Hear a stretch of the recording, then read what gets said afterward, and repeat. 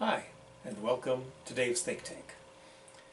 One of the things that's been missing from my Flash Gordon is the flash, the strobe light, which used to come on at times during the game. Somebody's removed it from my machine, and not for no reason. I expect it stopped working. The light they used for the strobe effect was basically the same as in the flashes they used on old cameras. A charge builds up in the capacitors and is released onto the lamp for a flash. I haven't any good numbers on how long a flash should last, but it sounds like a professional photographer can expect it to only last a few years. So putting one of these in a pinball machine in a typical arcade, it's likely going to get similar usage or worse. It's been 40 years since these machines were produced, and I expect none of the strobes have worked in over 30. Repairing mine isn't really an option since, well, it's gone. I could buy one online. Replacements are available, but they seem to cost like $200, and they are becoming very scarce. Fortunately, I have another option. I've installed a Geeteoh soundboard on my machine.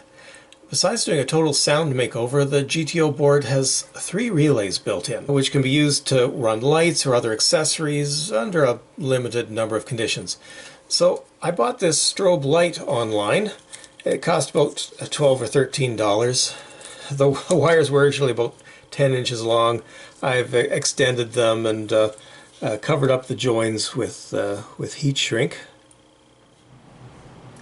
Now, by lucky coincidence, this light is exactly the same size as the original hole. So installing it's going to be easy. I'll just fit it in place. I'll run a little wire around the back to make sure it's held. Then run the wires through the machine around to the Geeteoh board. Attach them to one of the relays, and the last step, you have to set dip switch 5 on the Geeteoh board to let it know to activate the relays. And the job is done. The strobe is in place, the wires come out, go in with the other cable bundles, come down here. Make sure you don't tie off your new wires to anything going down into the cabinet there.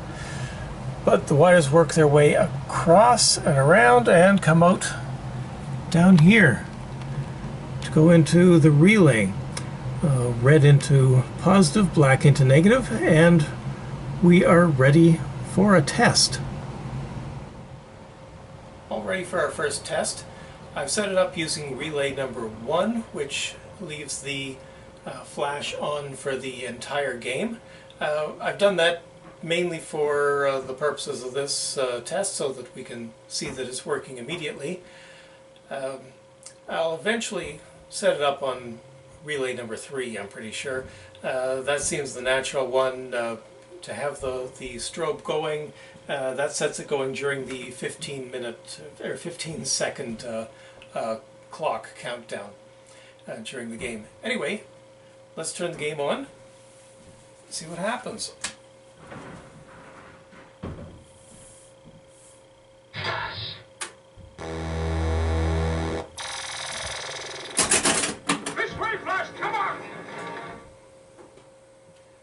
Okay, starting a game.